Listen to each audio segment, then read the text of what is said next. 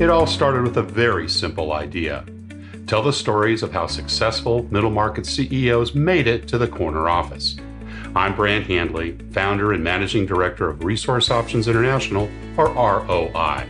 We're the USA's premier executive search firm focused exclusively on empowering middle market companies to attract, hire, and retain A players while transforming top executives' careers and lives. ROI's Into the Corner office is dedicated to discovering how middle market CEOs advance their career, and we're making these remarkable and sometimes quite unbelievable stories available to you for the very first time. Listen and learn about the challenges they've overcome, the interesting people they've met along the way, and the lessons learned that steered these executives' unique journey into a middle market corner office of their own. I know you enjoy these CEO stories as much as I've enjoyed recording them. So thank you for listening today. And if you like what you've heard, rate us on iTunes or wherever you get your podcasts. I'm looking forward to you joining me on the next great middle market CEO adventure into the corner office.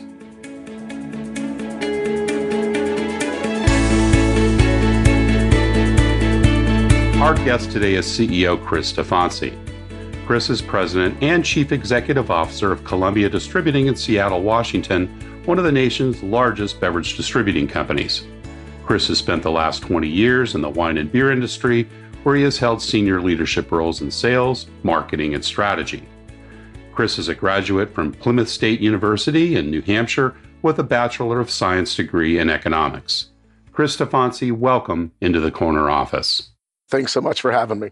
Wonderful to have you here. And as we've done so often with other CEOs before you, we like to kind of start about your early years, what they were like, where you grew up, and what kind of influences were important during that time of period. Yeah, so I grew up in central Connecticut, a town called Southington, a little bit outside of Hartford. Oh, yeah. I grew up of fairly modest means. I actually grew up in a small condominium complex. My parents were divorced when I was about 5 years old. So my mother primarily raised us. I have two older brothers and a younger sister. And my mom was a nurse working third shift. And so it was an interesting kind of not your typical kind of day in the life. My older brothers kind of watched the younger siblings, and my mom worked real hard to kind of give us what we had. But, at the end of the day, we really had everything we could ever need, and lots of hand-me-downs. But when you're that age, you don't even realize they're hand-me-downs. Absolutely. So you were the youngest of three, were you? I'm actually the youngest boy, and I have a younger sister as well. And a younger sister, great. And so Dad didn't play a big part in your life? Was there weekends with him or any contact with him growing up? Yeah, there was contact, and Dad did play a role in our lives. He was on the West Coast in California, and being in Connecticut, it was a bit of a travel challenge, but we definitely got to see him, a few times a year. Awesome. So Mom worked full time, it sounds like, as well as raising the children. That's a big job. Mom was amazing, worked full time, did a great job kind of not only, teaching us, but, she sacrificed a lot for all four of her kids, and she's a really amazing woman. What kind of lessons did you learn from her in those early days, going back to the single digits, elementary school and so forth? What do you remember about, mom's work with you, raising you? Yeah, it's a great question. I got to tell you, I learned a lot from my mom and things that I probably appreciated much more as an adult than I did as a child. My mom was, always really open to kind of challenging us to get out and do things. My mom was one who was never apologetic for what we didn't have, was never felt sorry for herself or for us. And, the thing I got from my mom probably the most was just an unbelievable compassionate side to understanding that for whatever we didn't have, a lot of other people had it worse. And so we really got this great level of empathy and I think understanding. And I think even my siblings who have all had a large amount of success in their lives, I think the way that we've learned to connect with people in a really kind of personal way, a lot of that came from our mom. Awesome. And older brothers, what was the age gap between you and them? So my oldest brother is 5 years older than me, okay. And my middle brother is 2 years older than me, and my younger sister is 5 years younger. So wow, kind of 10 years between the younger sister and the oldest brother. Right. Any lessons from those older brothers in terms of some of the things that you either observed or, was delegated by mom, perhaps, to some of those older siblings? Yeah, just based on the nature, again, of how we grew up, we were all very active in sports. We had a very busy lifestyle outside of school, and based on mom's kind of sleeping during the day and working at night, I was very, very, close to my brothers. My oldest brother was, at a very young age, put in a bit of a position that, he certain days was the disciplinarian, other days, making sure that, we got to where we needed to be. He would babysit us a lot. And again, I think when I was younger, I didn't have a huge appreciation for the relationship and really the position that he was put in to have to kind of help my mom raise us all. But, he now is my best friend, and we have such a special relationship because of that. Yeah, kind of like a junior dad in some ways, right? He had to step in those areas. That's exactly right. And he did it. And I'm sure it was, took a bit of his childhood away. And like I said, I think you learn to appreciate that stuff as you get older and have kids of your own. So mom worked that late shift. So you kids had to get up in the morning and fix your own breakfast, I guess, and get your way off to school. We did. Usually mom was coming home as usually we saw her before we went to school. So mom would come home and make sure we were awake and got breakfast and send us to school. Nice. And she'd sleep the rest of the day and come home, make us dinner and head off to work again. Were you a good student? I wasn't, Brant. It's interesting. That's okay. I think this is maybe where I differ than a lot of other CEOs and corner offices. But my brothers and I, we all had fairly significant learning disabilities. We had a tough time learning to read. We had a tough time kind of comprehending and understanding, kind of different, whether it be mathematical problems or other things. And for me personally, at least, especially when I was younger, I had a really tough time relating to school and trying to understand how do I take academics and bring that into what I kind of would define as the real world. I was very inquisitive. I asked lots of questions. I loved to kind of understand how things worked.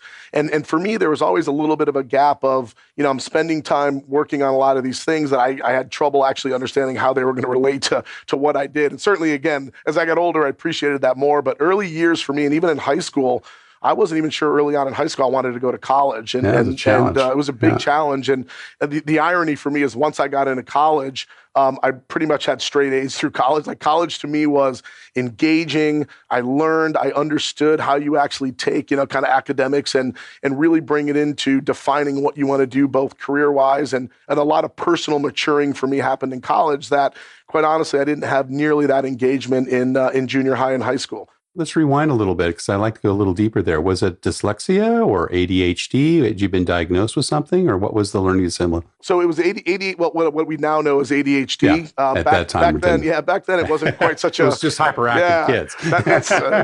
It's funny you say that, Brett, because that's exactly right. It's funny, as I now say, they didn't have the cool title for it. But, but when I was really young, it was, hey, go outside and run 5 laps and burn off some energy. And come back. So certainly, it was ADHD. I had a tough time focusing and concentrating and going through a mediocre public school system in the one that we did. They didn't really know how to deal with that and you were ultimately how to handle too, that. Probably. Typically ADHD tend to be on the higher end of the intelligence scale, and therefore, you kind of get bored with things, whereas probably college seemed to be more challenging for you, right? And you're more interested in it. It was more interesting. You got to pick your classes. I was an economics major, and I just had so much energy for understanding how the world worked. And so for me, I was a little bit of a late bloomer when it came to academics. Well, going back to junior high school, you'd mentioned sports. What kind of sports did you pursue? So early on, I played a lot of different sports. I played, soccer, kind of baseball, a little bit of basketball, but it really wasn't until I was about 14 or 15 I got into lacrosse. And in a really, kind of big way, I actually stopped playing baseball and kind of traded that in for a lacrosse stick. And I also skied competitively. So I did freestyle skiing all the way through high school and college. And again, with kind of our schedule and our mom, not necessarily being there every day, it was great to have a lot of things to keep us busy. So sports played a hugely important role in our lives. Lacrosse is so much more of an East Coast sport than West Coast, although it seems to be growing more and more in interest. A good friend of mine who actually also grew up in Connecticut has his son playing lacrosse now on the West Coast. But I don't think that was even offered in West Coast schools, at least not when I was there. But was that a pretty popular sport, or was that still fairly new when you were growing up? No, actually, it really was very popular when I was growing up, and a lot of kids kind of start in baseball and they make the decision to either stay in baseball or go to lacrosse based on both being spring sports. But you're right, in the West it was almost non-existent. The last few years, it's changed dramatically. I mean, California, the Pac Northwest are all getting really big into having kind of really great high school lacrosse programs. So sports was big. Anything else? Music, theater? Did you pursue, student government positions? Tell us anything more about what might have been going on extracurricularly. Yeah. So the other big thing I was in was theater. So I loved doing plays. I couldn't much sing, and that's still true today, even though I always gave it my best effort. But yeah, I really loved theater. I loved, from an early age, one of the things I knew that I would be fairly good at would be being up in front of people. I never had an issue. I never got nervous. And also I had a pretty good knack for kind of learning lines. And the irony of some of my learning disabilities were that, I ended up, as I got older, I realized I was really good at math. I could understand, kind of financial equations and problems, and also, memorizing and learning lines and numbers. So, learning, plays and reading lines and doing scenes always really came easy to me. And it was something I really enjoyed. And I did it through kind of these community summer programs, actually all the way up until I went to college. Yeah. So you mentioned theater. Were you involved in dramatics in high school? Did you do kind of the 2 or 3 times a year play? Yeah, I was actually. So kind of the summer program led me into getting into plays all the way through high school, kind of did that all the way through my senior year. And at one point, when I finally decided that college was the right path for me, I actually thought about maybe majoring in drama and getting into acting, and it kind of took a summer to change my mind on that. I'm probably glad I did, because as you know, that's not an easy industry to break through. Exactly. Well, but a good one, of course, to develop and practice public speaking skills and being up in front of others, which you've obviously done a lot of in your career. Absolutely. Yeah, you're right. What about entrepreneurial things that you were younger? Did you have the paper route? Did you do the sales at Christmas time, or, the car washes? But tell us a little bit about that part of your growing up. Yeah, I did. It was interesting. So I did have a paper route, and back in the days when you were still ripping off the little collection tickets and handing going them door to door to collect it. Yeah, right? It's amazing how technology has made that job a lot easier at 5 a.m. than it used to be. And and actually the other thing I did, I ended up going to work for a company called Vector Marketing. And I think at this point I was probably a sophomore. I think I was 16 years old, and it was just a part-time job, but I was selling Cutco knives.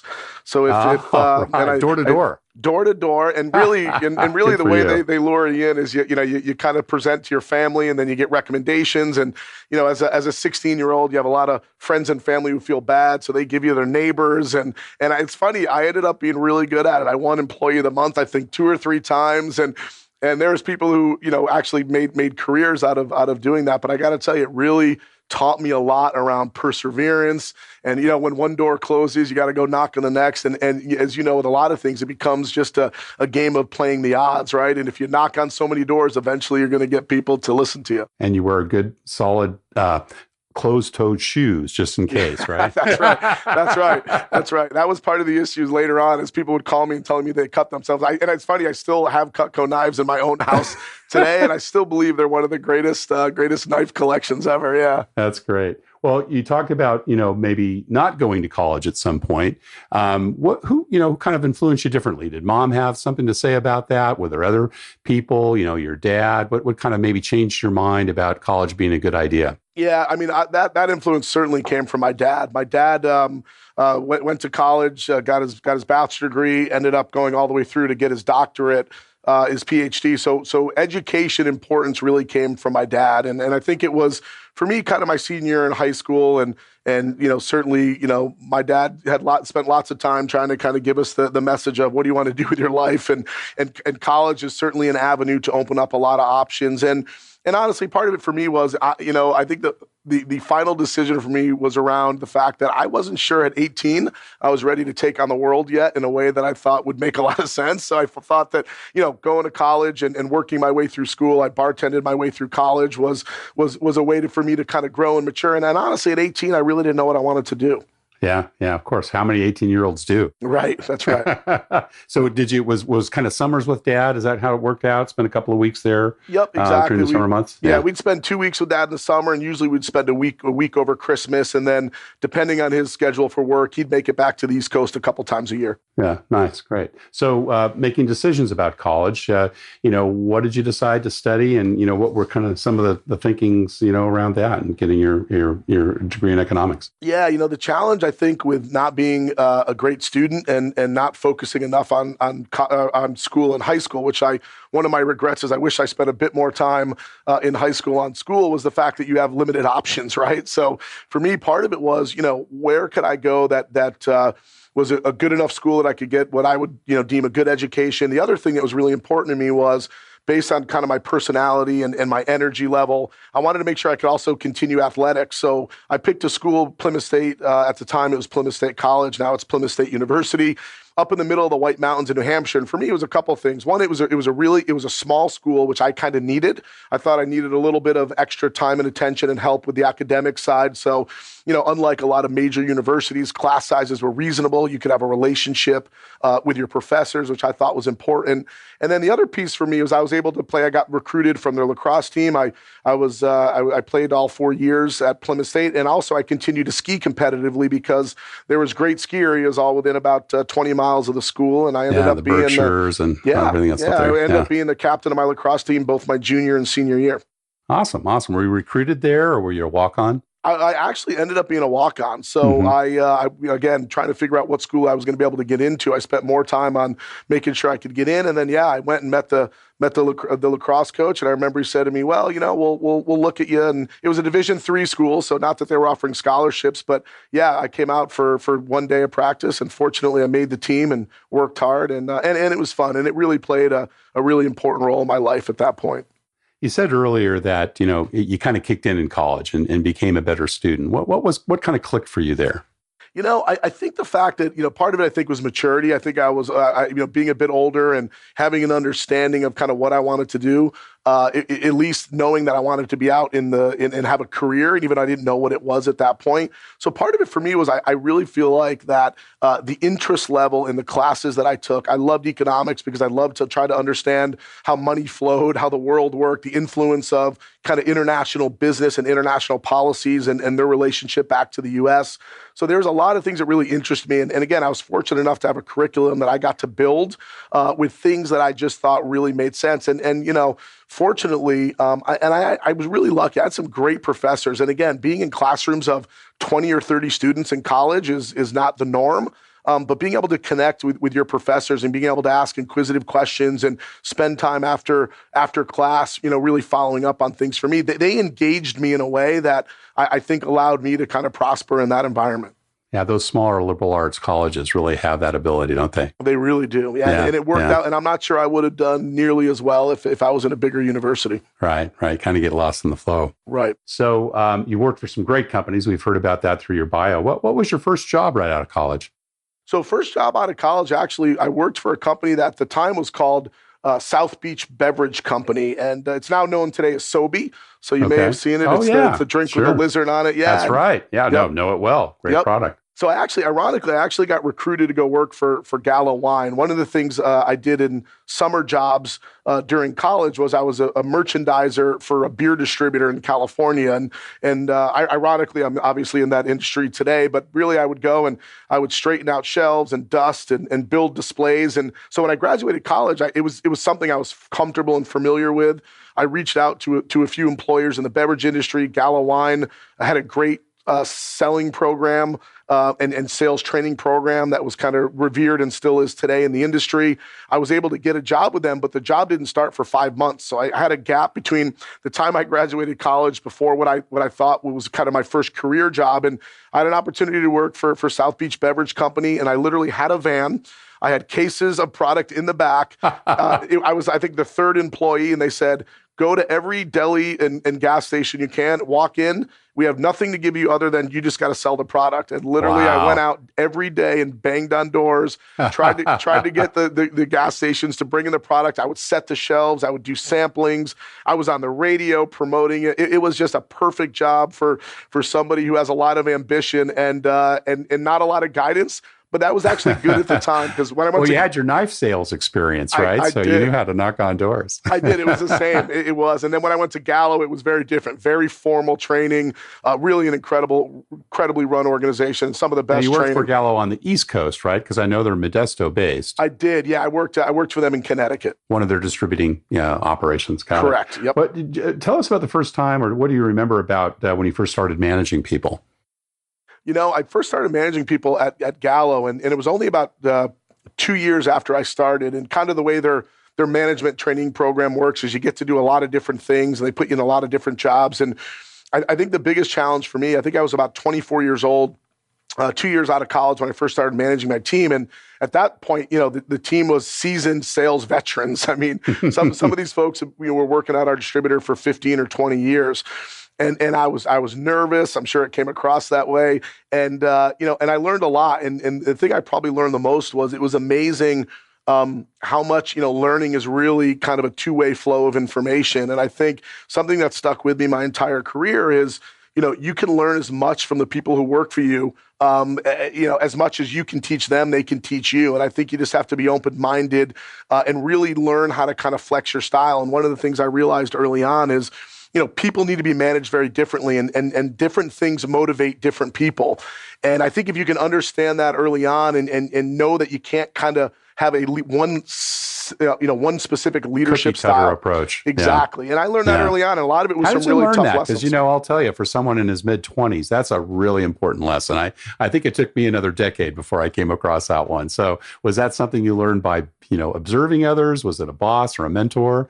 How did you pick that up? I think it was a little bit of both. I mean, I think I always tell people, I think you're very fortunate in your career, and most people work for people they would deem as great bosses, some maybe not so great, but I think you equally learn really important lessons. And part of it was, we had a really tight-knit group at the Gallo distributor I worked at. We had a really good boss, very open, always asked great questions. We learned a lot, and a lot of it was a little bit of tough love from my team that I inherited. I mean, they had no issue telling me like it was. They called me kid. You're just a kid. These guys are 20, 30 years older than you for the most part. Exactly right. And one of the things I did is I learned over time that I had to gain their respect. I had to get credibility. I had to work hard, because if I didn't do any of that, I could never really connect with them. So a little bit was tough love, but I would never take it back. And they were just really good individuals that I owe a lot to.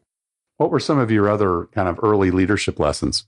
So, the other probably earlier one, and this one I would say would probably be when I first kind of got into more of a regional role, managing a larger team, kind of late 20s, early 30s for me.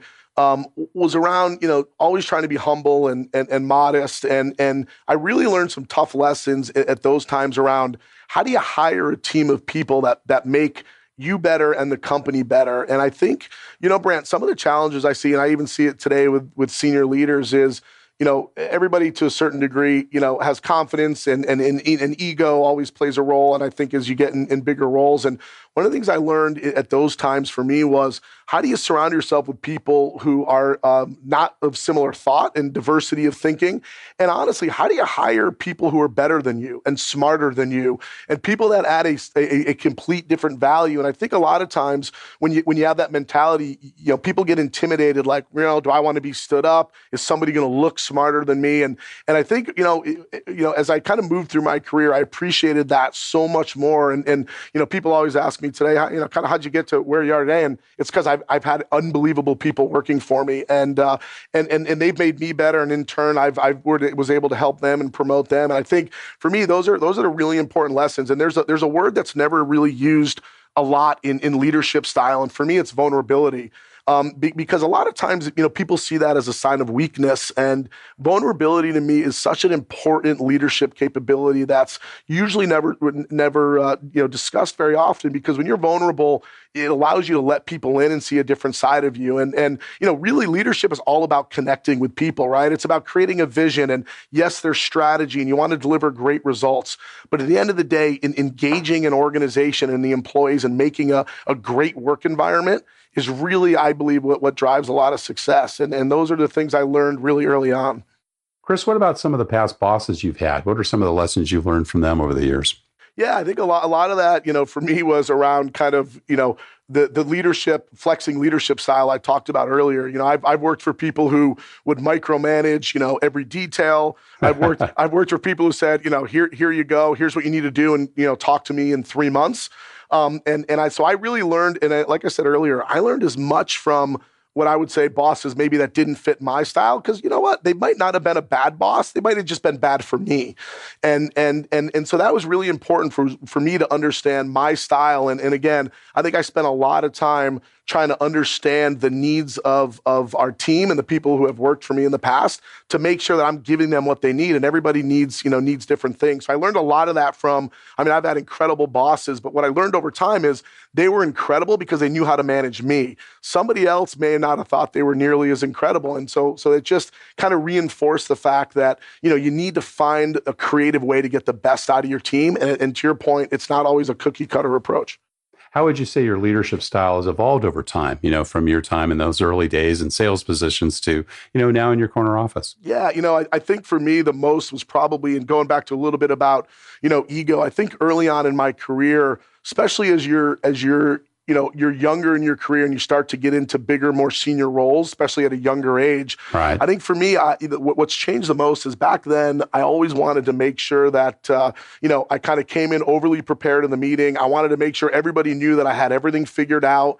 I asked a lot fewer questions. I didn't listen nearly as well. And quite honestly, I wanted to make sure that, I thought I had to prove why I was in the room. I always felt like every time I was in a meeting, I had to show everybody in the room that I was supposed to be there and that I worked hard to get there. And so, and I think then you learned about vulnerability. Yeah, that's exactly right. And I got to tell you that there is an amazing power in a leadership role when you're in a room and you look at your team and you say the words, "I don't know."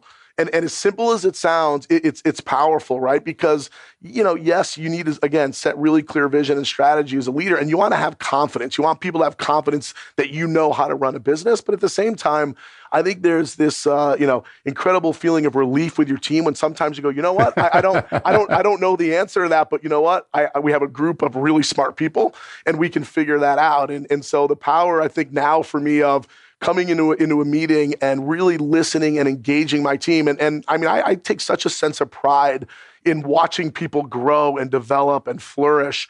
And it's amazing, and as you give coaching through your career to your team and take coaching and you see that stuff play out and you see people develop into bigger roles. And for me, that's the most I get out of any job that I've had. Chris, also, I think that whole "I don't know" also gives an opportunity for people to step up. Right? Because you step back and then it's their turn to say, okay, well, I do have a solution for this, or I do have an idea.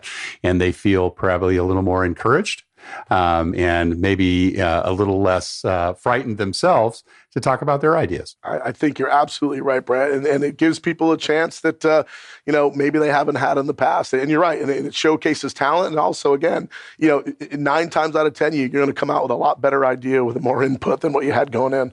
How many times you've been in situations where you've had a completely different, complete different idea than what your boss said, but your boss makes the point. What are you going to do? Are you going to stand up and say, "No, I don't agree with you"? That's not perhaps a good career strategy in most organizations. But if the boss says, "I don't know," it really does open up that door. That's a tremendous quality. Yeah. Fantastic tool. When do you decide to, if you do at all, because we talked about micromanagement a bit, when do you decide to micromanage and when it's, when you time to say, okay, it's okay to stay out of the sandbox? Do you have those moments with the people that work directly for you? I do, and I think, again, even knowing your team dynamics, so certainly you need to know individual leadership styles with direct reports one-on-one. I also think there's a similar dynamic with your team. And I think understanding what your team is capable of is hugely important, right? How much can you throw at them? How aggressive can you attack different, strategic initiatives that you may have? When are the right times to push your team and the organization to take really big risks? So I think understanding what your team's capable of, and I think with my style, what I typically find is early on big strategic initiatives or major projects or venturing into new revenue streams or categories or segments maybe we haven't played it in the past, I think micromanagement, or at least being a lot more involved up front, works really well for the team that we have in place today at my company. And I think understanding that and giving really clear guidance and direction and making sure everybody's engaged, for me, works really well with this team. But really quickly, as soon as we all kind of align around, what next steps are, for me, then I back up, and you got to let people go and have autonomy and really kind of take ownership of what you're doing. And so typically that's kind of worked really well for me, with most teams that I've managed. But you got to kind of understand the team dynamic. Again, I don't think you can really have kind of one approach. Yeah. What goes on there, Chris? Is it a kind of a timing issue for you where you get more trust and respect with those people and, you get out of their sandbox, so to speak? Or is it, kind of like, all right, well, it's 90 days, out of the nest, go fly.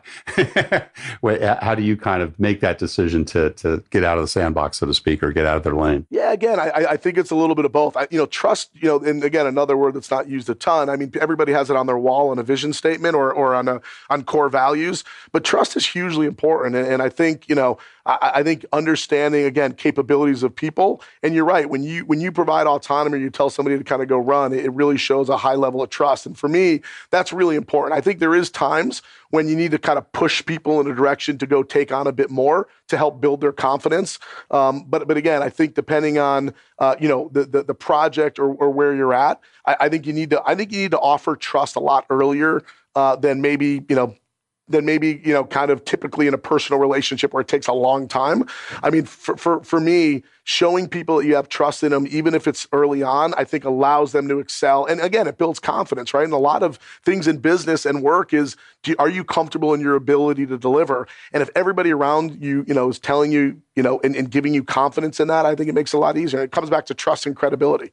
Makes good sense. So you don't mind going a little early on someone, knowing that they're going to have to flap their wings, right? And then and then you measure their success and you reinforce, and hopefully you're celebrating great results that they're bringing back, and that just kind of amplifies even down to the people they're managing.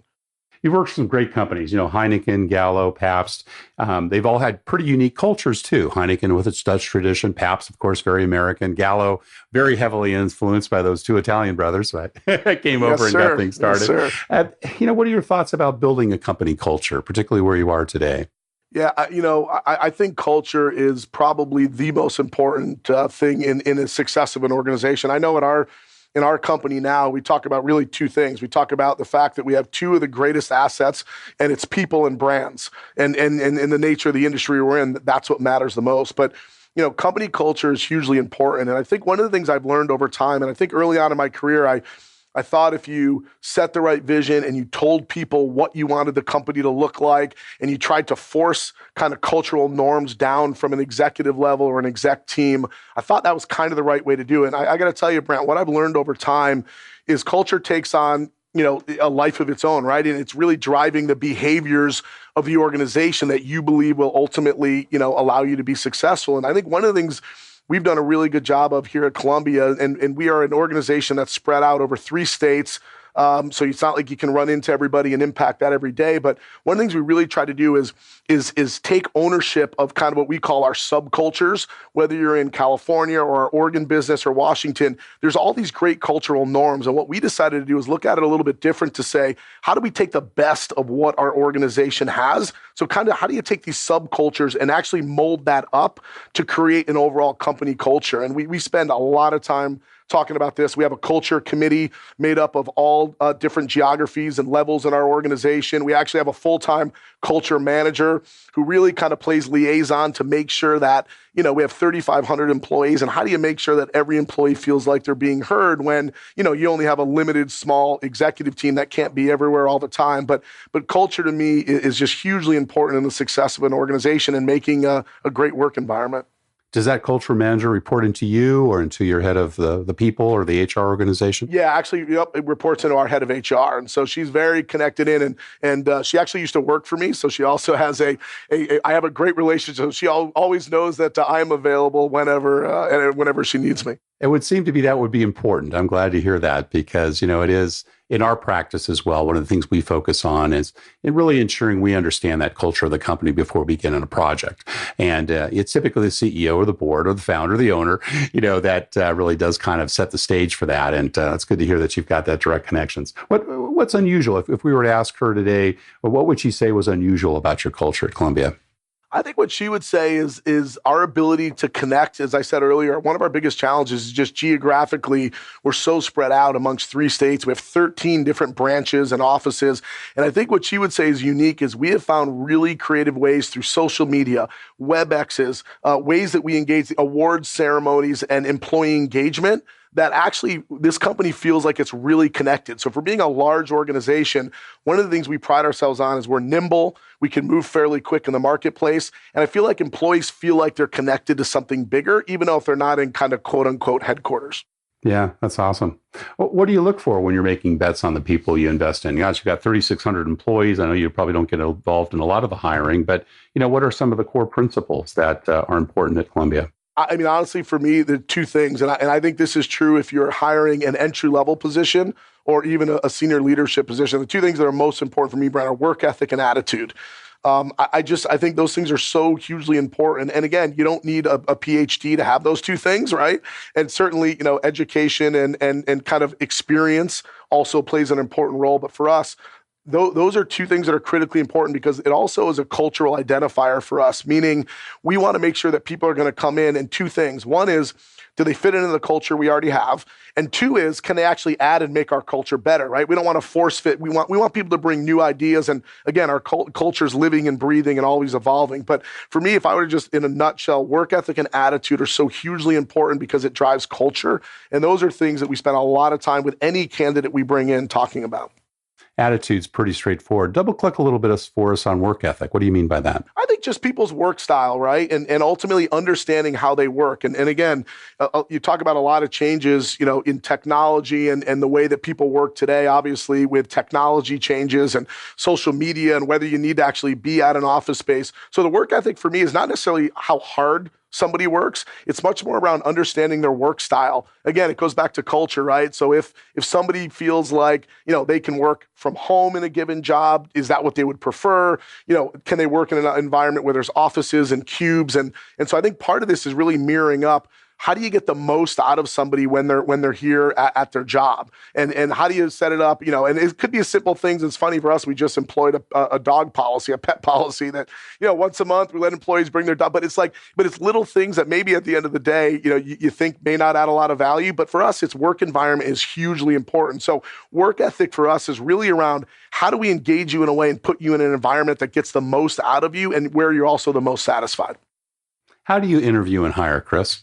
Personally? Yeah, well, we do, and typically I'm involved with all of our exec level and our senior leadership team hiring. We use a panel interview process, Brant, and so we kind of bring in a group of people, and I actually started that a long time ago at Heineken, and one of the reasons we do that and one of the benefits of that is I think, sometimes people can have a really good interview with one person and a really lousy interview with another person, and so we used to kind of bring everybody in a room after individual interviews, and everybody would have such differing opinions. So we found the best way is so everybody kind of hears the same piece. So what we ask to do, even in our senior leadership roles, is we do a panel interview. We also ask the individual to come in and make a presentation. And so obviously 3 to 5 on the panel. How many people do you typically have? We typically have usually 4 to 5 people. It just depends on the role and how many different functions this job would interact with. And these would be typically people that they would work directly with, including yourself, if it was a direct hire. Correct. It would be the person's direct manager, and then other functions that this job would certainly interact with. Yeah, awesome. And that typically like 2 or 3 hour type of deal, including their presentation, or what does that look like? Yeah, usually we schedule them for 2 hours. We want to make sure that we have enough time, and even sometimes we'll take a little break, let somebody kind of get a deep breath, use the restroom, get some water. And the other thing we've learned over time is we actually try to make them pretty informal. Typically, one of the, other than maybe getting on stage presenting for people, interviews are very nerve-wracking. People come in sometimes and you can just see they're shaking. And so we try to create a very casual environment. We are a fairly informal organization. Matter of fact, most of our employees are in kind of neat jeans and button-down shirts most of the time. And so we want somebody to kind of come in and actually show us how they really act, so we can understand attitude, how they engage. So we try to make it pretty casual. And usually we schedule about 2 hours. The presentation is usually only about 10 or 15 minutes, but we think it's important to not try to rush people in and rush people out. Got it. Well, let's say, though, just hypothetically, if you had about 5 minutes to interview someone, what would be the question you'd want to ask them? So I think a bit depending on the level. There's two things for leadership roles that I always ask that are maybe a little bit different, or a little bit unique. One is, and matter of fact, I had interviews this morning, and I just asked the same question. One is, I always say, if you're going to go in, especially if you're managing a large team, and you're introduced in this role, and you walk into the room and your new team's there, and you got 5 minutes to kick off to talk about you or what you're like, how do you interact and how do you introduce yourself to your team? And I literally say, actually pretend we're your team and stand up and give us the introduction. And for me, it's interesting. One is you can kind of see how quick you can think in your feet. But two is you get a real sense quickly of leadership style and capabilities, right? Do they talk more about the company? Do they talk about them as people? Do they tell you more about their personal lives? And I have kids and a wife or a husband. And so you really get an idea really quickly of what really matters most to them. And I've been doing it for probably 10 years, and it throws people off a little bit. But I got to tell you, you really do learn a lot. And that would be one. The other one I always ask too is, finding different ways, to creatively talk about strengths and weaknesses. But one of the things I try to focus on around leadership is, again, interacting on leadership styles. So a couple things I always ask are, if I were to take your team in a boardroom and have a beer with them, or at a bar and have a beer with them casually, what would they say about you? What would they say about you is the thing that you need to work on? What are your biggest development opportunities? And I also ask the same question, what would your boss, kind of say? So you get a bit of a 360 approach of, hey, your team would say this and your boss would say that. And you also try to see if there's consistencies in the answers between how their team perceives them and how their manager or boss perceives them. And I think, you get a little bit, some people, kind of cop out on it a little bit and say, well, I work too hard, but I also don't let them do that either. I call them out sometimes and say, wait a minute, you can't say you work too hard. That doesn't count, right? You gotta kind of, but I find by probing, and for me, I don't really care about the answer. What I care about is the level of transparency.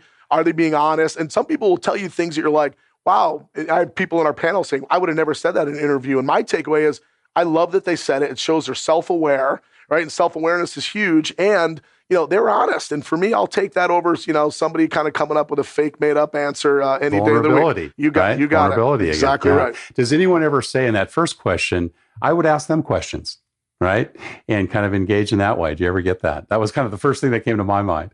I do get it. And for me, that's an amazing answer, right? That's a perfect answer and some people say, well, I want to know about you. Yeah. And some people say, you know what? I wouldn't stand up. I'd sit down and I'd put them around a table where we can actually have eye contact and interact. And yeah, you get a lot of really interesting answers. Chris, that's a terrific question. Well, listen, you've been very generous and we're almost out of time, but we do have one last question we ask everyone. And that's kind of a, career and life advice question. What would you say to someone who maybe is an entrepreneur, maybe sees someday creating their own business, or like you, following the corporate the corporate path, but wanting to find their way in the corner office? What kind of career and life advice would you give someone that maybe is early in their career, fresh out of college, or perhaps even at the middle management level, and want to be a CEO someday? Yeah, it's a great question, and one is I'll start off by saying I'm not sure. I'm in a position to ever give really full career and life You're being advice. Humble. You're being humble. But it's true, right? Because so many people have come through organizations in such different ways. The only thing I can tell you that's just worked for me personally is find something you love to do. And I would stress this so much. I'm so passionate about the business I'm in, the industry I'm in. Brent, I'm not sure I'd be successful in almost any other industry. I love it so much.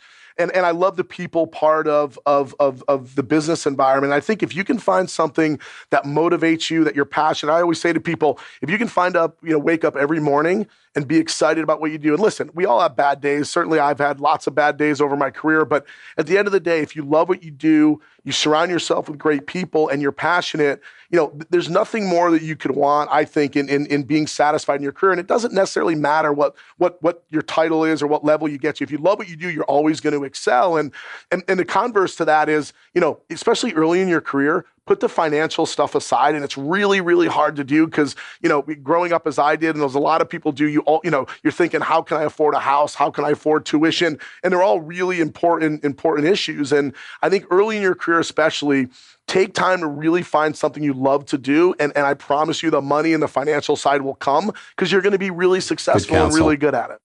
Yeah, no, that's good counsel. And I do a lot of consulting for guys that are CEOs like yourself whose kids will not listen to them, right? And they'll say, Brad, can you talk to this, son of mine? And, I tell them, frankly, go out and do some things you don't like. Go experiment. Find out what you don't want. That's right. That's probably one of the most important things when you're younger. And, you also said something that's so true of, frankly, so many of our CEOs and how important passion is. And, I think it was Mark Twain that said, find a job you love and you never work a day in your life. That's exactly right. That level of passion, that level of interest certainly comes through in you telling us your story today. So, Chris Steffanci, thanks again. Really appreciate your time and thank you for spending with us here today. Great, Brant. Thank you so much. Thank you for listening to Into the Corner Office with Brant Handley. We hope you enjoyed hearing our guest CEO story as much as we did. If you want to hear more CEOs reveal their journey into the corner office, please subscribe via iTunes and tell your friends and colleagues. For more information about Brant, Resource Options International, and the mighty middle market, visit www.goforroi.com. We look forward to having you join us for our next episode.